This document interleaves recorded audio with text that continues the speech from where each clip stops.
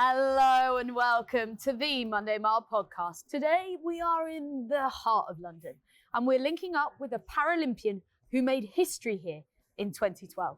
He runs with prosthetic legs as a double through knee congenital amputation. He's a family man and he holds world records in both the full and the half marathon. Richard Whitehead. How's it going? You all right? Welcome to the podcast. Yeah, no, welcome yourself. How are you? I'm good. I'm going to give you my phone because you've got pockets and I don't. Thank you so much. And I'm responsible and you're not. Oh, the banter has already started. I did initially feel guilty about making you walk. Yep. However, I've swiftly come to learn that you absolutely smoke me in any marathon I've ever entered. Well, every time I meet you, we're either at the start line of some half or full marathon or on some journey to some foreign land. So it's actually nice to be in London, just going for a casual jog or walk and not actually have to race at all. It is nice. What do you do with your down days? Because I can imagine a huge amount of your time is spent training. Yeah, for sure. And it's not just once a day either. Sometimes it's like twice, 3 times a day, and you're swimming or you're on a bike, on the road, on the track, in the gym. Obviously, professional athletes, you know what it's like. It's everything goes into those performances. And whether you're starting out, you're starting to build that team, or like myself, you've done it, you're experienced, and you're just getting those 1%ers. You're definitely experienced. That's why I've got the hat on. I'm losing the hair. How old are we, Richard? I'm 21 and change, 47. And you've got 4 Olympics to your name. Yeah, 4 games, yeah. And your first one, which would Winter. surprise many, is a Winter Games. Yeah, in 2006, ice sledge hockey. Was fortunate enough to have that as an experience. Played with Team GB. We were 5th in the world, went into the games. The experience wasn't that positive. We had lots of issues around the team dynamics, but I came away from that games really understanding that it is about the team, and to be successful, you have to totally immerse yourself in the actual environment. That gave me the kind of learning that I took into London 2012, where I was obviously very successful. For those that don't know, can you explain your amputee status? Yeah, I was born with my disability. And obviously we know with the disabled community, you either get that disability through accident, illness, or being a congenital or having your disability through birth. So I'm a congenital amputee. But obviously through that, you have those challenges and obstacles that you might not think. Like I face discrimination on a daily basis, and I have done since an early age. And it's something that I've learned to kind of live with. But I also find it's a great opportunity to educate the wider audience about what it's like to have a disability, but also that within this current climate, inclusion is massive, diversity is massive, quality is massive as well. And I think obviously some of the messages, some of the challenges and obstacles that I've had to overcome in my life, I can address those with like conversation like this or through my sporting excellence and actually say anything's possible. Is it surreal for you coming back to London? So obviously you're from up north. Yeah. With the history you have with London 2012. It's just a great opportunity to be back in the capital city, which holds so many great memories for me, whether it's on the track for London 2012 and 2017 where I won my world title here as well, or London marathons where recently I broke the world record. It's a great city. London's a city that sometimes we underestimate the power of a diverse city like London. It's given me some great, not only memories, but also successes where I've had to really push the boundaries of sport, came out the other side, not only with my own personal success, but hopefully people that see me run actually go, that was pretty cool.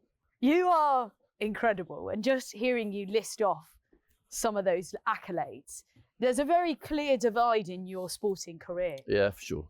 So short distance and long distance. First of all, talk to me about the changes you had to make in your own personal running to actually compete in London 2012. Because at that point, and in fact now still to this day, it isn't inclusive. No, it's not. And I always say the perception of disability sport is that every person with a disability is able to compete at a games like the Paralympics. And that's not the case. When you look at classification, it's like putting people in boxes. And yes, it's a great opportunity for some people to participate, but if there isn't an event there for you, then it's not inclusive at all. So London 2012, your chosen event, the Yep. marathon, Yeah, not there. it wasn't an option. So No. in that scenario, as a para-athlete, what do you do? Yeah, you go, shit, how am I going to get there? No, I was sitting around the table actually with my coach Liz Yelling and her husband Martin, and we were talking about like the possibilities of sport and how like, I need to be there for not only for sports excellence, but just the opportunity of enrichment, leave your legacy. And for me, it was really important to have the opportunity to shine, represent obviously Nottingham where I'm from, and then hopefully kind of leave people with that, yes, you can do anything. And just because I haven't got any legs, don't define me because of what I can't do, but what I can. And can I ask why your specific classification wasn't and hasn't been included within that discipline? Classifications are set for people to come together and participate on a level playing field, but that doesn't encompass every event. And that's really frustrating because I think for me, one of the big things about what I do and who I am, I want everybody to have that inclusive opportunity. So when those opportunities aren't available, I want to highlight the lack of inclusive sport and hopefully make that social change. So obviously in 2012, when there wasn't that environment for me to compete at the marathon, I was saying to my coach, look, what do I do? And she was like, well, let's diversify the model of who you are and what you can do, and let's actually go onto the track. So I obviously went from marathon to 200 meters in a very short space of time. That is a severe contrast. That's like me going from snowboard freestyle to ice dancing. Like the extremity in that change is quite a lot. It's massive. But I guess it was worth it for you because you have had such incredible success throughout your Olympic cycle. And I think what you need to do is you need to be dynamic as a person. You need to be dynamic as a professional as well. And I saw it as an opportunity of enrichment as an athlete to go, how do I become a better athlete to become a better runner? I put on a lot of size, muscle. It's obviously 200 meters is more about power and pace, where the marathon's more about locking into that pace over a longer amount of time. And I felt it was a great opportunity to showcase that not only am I good over the 26-mile distance, but I'm also quite quick over 200 as well. Would you describe the Paralympics as an inclusive event? That's a question that a lot of people have asked me, and the answer is no. And the reason behind that is that it doesn't fully incorporate every disability. My interpretation of inclusion, and everybody has their own interpretation, but my interpretation of inclusion is a platform that everybody can participate, no matter their colour, their disability, their religion, their sexuality. And it doesn't allow people within disability sport, whatever their disability, to participate. Now, it has evolved over the last 40 or 50 years. It has incorporated different disabilities, but for me, there's still a long way to go. In your Paralympic lifetime, you've been through 4 cycles. How have you seen the evolution? I think the evolution of Paralympic sport has been more performance orientated. So you look at times wise or distances, the times have become faster, the distances have become longer, but there hasn't become an atmosphere that really encompasses the disability community. So for instance, in the UK, there's 16 million people that have a disability. And within those 16 million people, there's a lot of people with hidden disabilities. These people aren't represented within the Paralympics, or if they are, they're a small minority of events that don't really encompass the actual community themselves. Speaking of disability as a whole, day to day, do you feel like sport is a safe place? Within any kind of sport, it's paramount that you feel safe. I think for minority groups generally, you're never going to engage with a minority group unless it's safe. I feel there is a safe space for disability sport, for Paralympic sport, but I still feel there's areas to improve. I want to be one of those individuals that, yes, is successful, but also kind of goes against the status quo and says, look, this is great, But what about this group? And that's why I've got my own foundation, the Richard Whitehead Foundation. We want to empower disabled people and enable their ambitions in life through the power of sport, but also kind of get into the inner cities and go, actually, it's great that you're getting support through sport, but what about these individuals that economically are not able to take part in sport? Or what about these individuals that aren't able to access physical activity? Everybody deserves that, right, that same platform, right? So as somebody who is able-bodied, Yep. how can I, or we as an audience listening to this podcast, how can we make a difference? The sustainable impact of sport is around, one, seeing is believing, so having more opportunities for people with disabilities to participate, which there aren't enough now, or they happen once every 4 years. But the wider audience, it's about paying it forward. Everybody in society will have a debilitating condition or disease within their family or individually in their life, whether it's through accident, illness, or old age. And this is about paying it forward. That's quite scary hearing you say that, but it's just a testament to the volume of numbers. For sure, yeah, for sure. But also understanding that it's reality. And in this country, we have a blinkered approach around charity and sport. We don't understand that until it actually impacts ourselves, we don't get involved.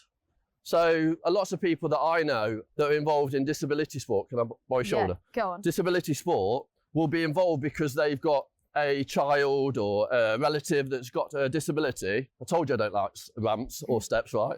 A ramp is better than steps though, right? Yeah, yeah. So this in itself is what we need to see more of, What, correct? you helping me?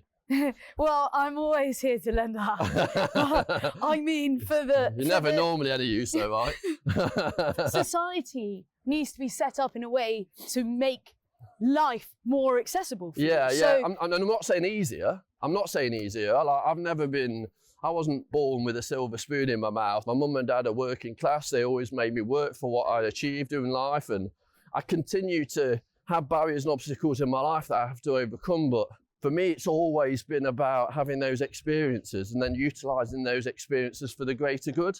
So working with next generation children and saying, look, these are the barriers, these are the obstacles. Some of them are physical that you can see, but some of them are actually learned behaviours, and let's change those behaviours to positive. so what can I do as a learned behaviour?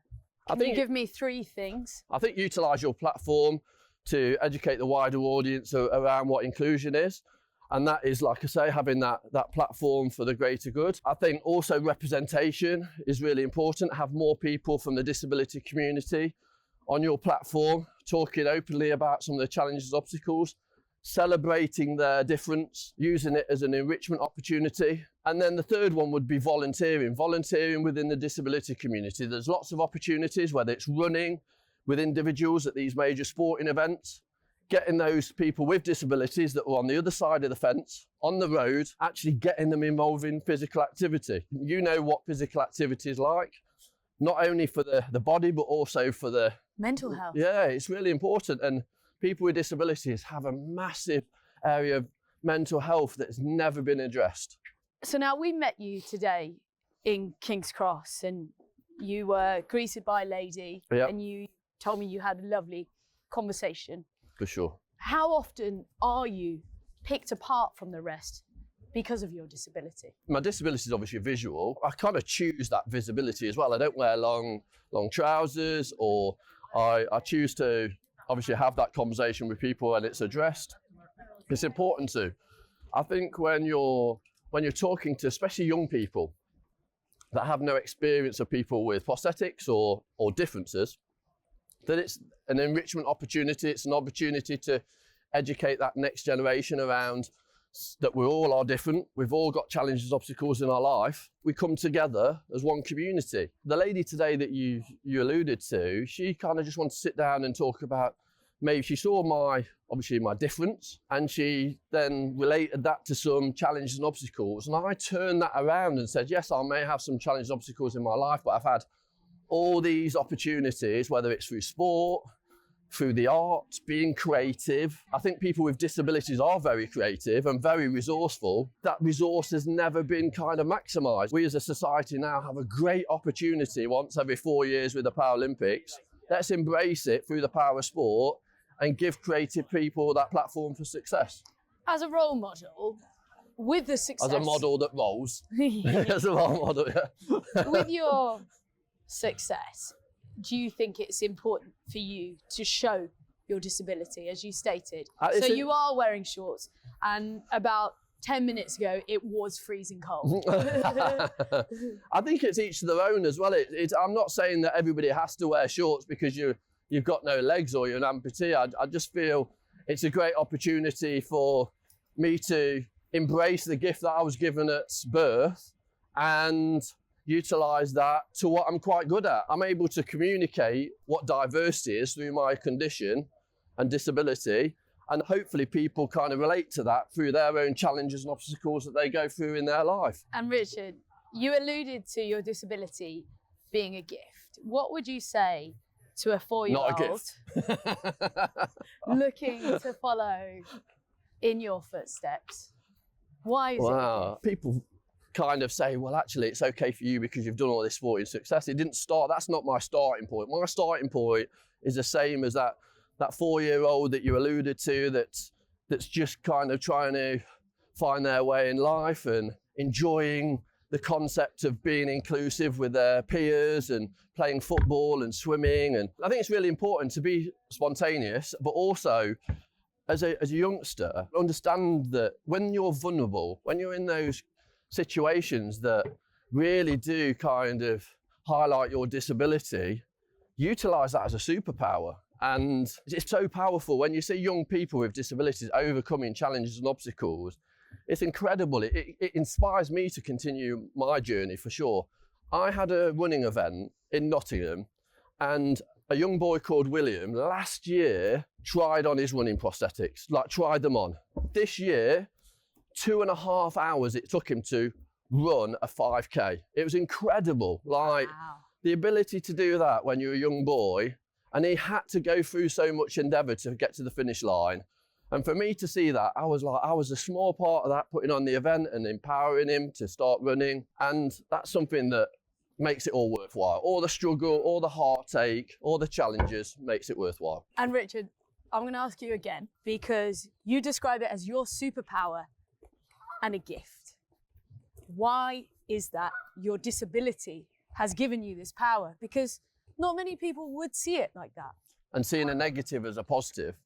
Yeah. But I utilise the platform that disability's given me and disability sport to liberate a generation of young people in why inclusion is so important. And it's learning from each other and communicating with each other. And I think disability is something that people see as a real negative. But I think it's a resource that we can all learn from. And with my disability, my mum and dad saw it as something that to get through life, you have to have struggle. And yeah, I've struggled in my life. I continually try to kind of educate people around the importance of disability. But what I see as a positive is that I've been to 4 Paralympic Games, I've been successful, and I now want to kind of see the next generation come through as well. I don't see it as necessarily a disability, I see it as my ability. Wow, that is so powerful. But everybody has it though, don't they? Everybody has challenges and obstacles. As a woman, you know the challenges and obstacles within certain careers to get at the top of your game. Visibility for me with disabled people within employment is lacking. 0.5% of teachers have a disability. How do you believe it's possible if you haven't got the leaders of today actually aspiring to be the best they can be? But you are living proof of that, and you've not stopped. I continually go, yeah. You may have retired from Paralympic sport, yeah. But talk us through the 235 challenge. So, started with the marathon. I am marathon champ, that's my hashtag, I am marathon champ. And marathon's something that really does empower me to showcase my true champion inside of myself. I started in New York in 2004, 5 hours 19, did that. But that really showed me that anything's possible. So really improved my marathon time. 79 marathons later, I'm looking to do this 2:35 challenge. So Sorry, can you just say that again? 79 marathons. What? Yeah, so 80 What? 80 marathons.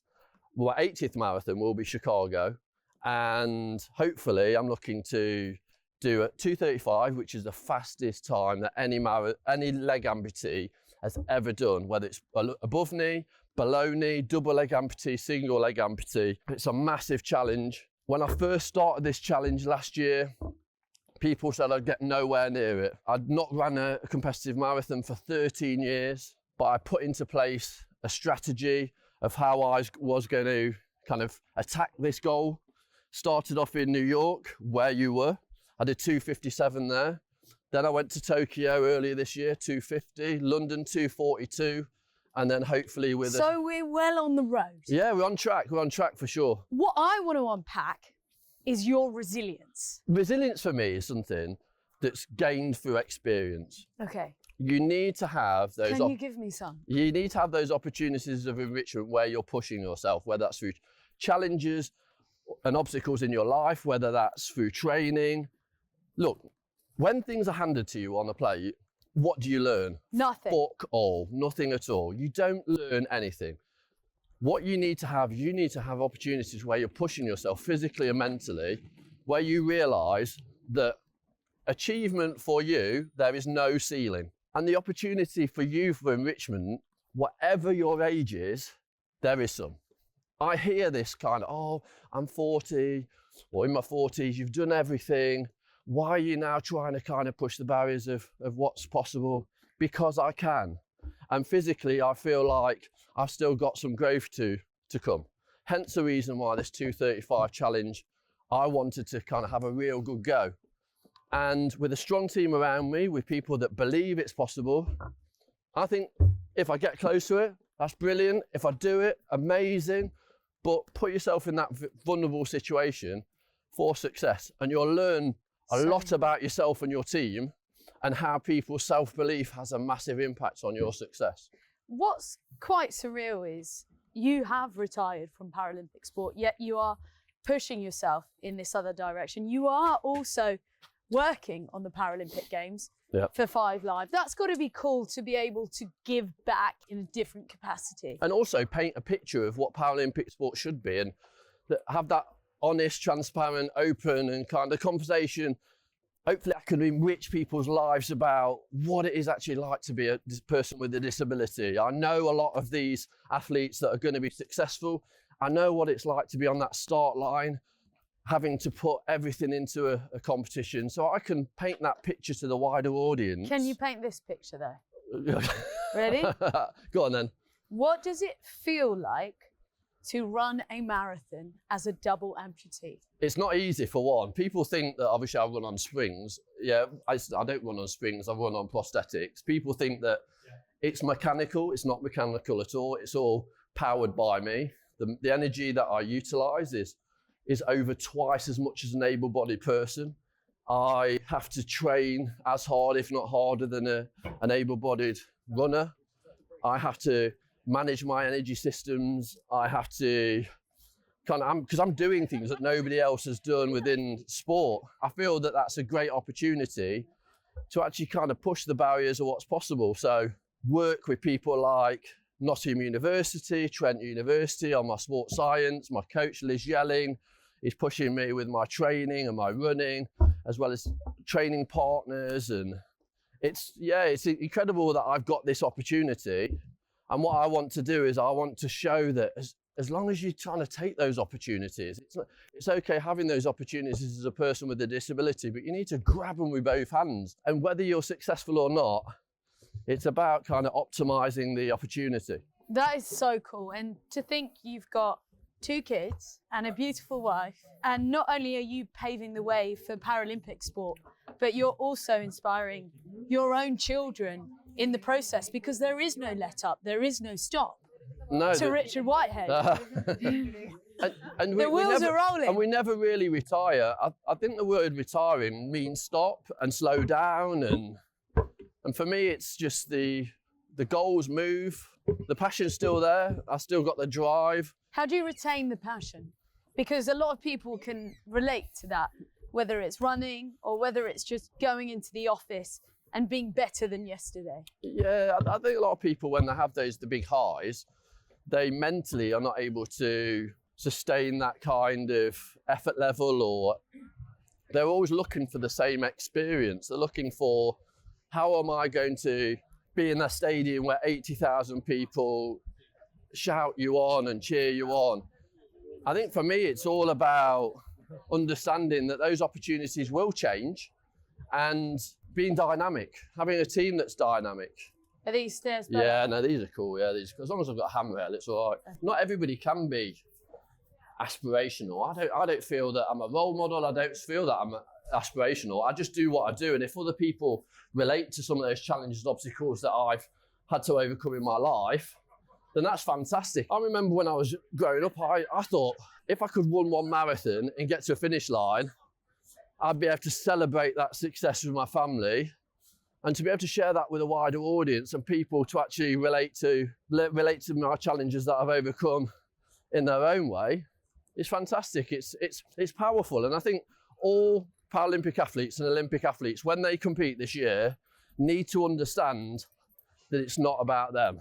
It's about the role and responsibility. When they put that tracksuit on, it's everybody that's been in that place before. So past Paralympians, past Olympians have worn that tracksuit, embrace the responsibility, and then showcase your best.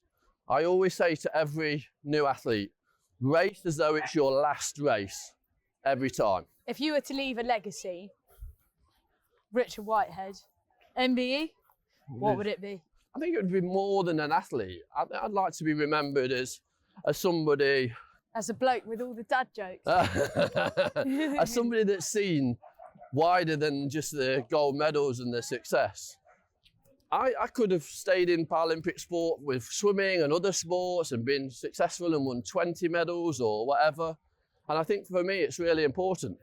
It's really important that you're not defined by medals, but you're actually defined by who you are as a person. I definitely learned that lesson from you. And lastly, we like to ask all of our guests what their relationship is like with Monday, the start of the week. Monday's always drop the kids off, start the week off with positive vibes. I think behaviours on a Monday are really important. If you start off with those positive behaviours and positive affirmation, then you set yourself up for a great week.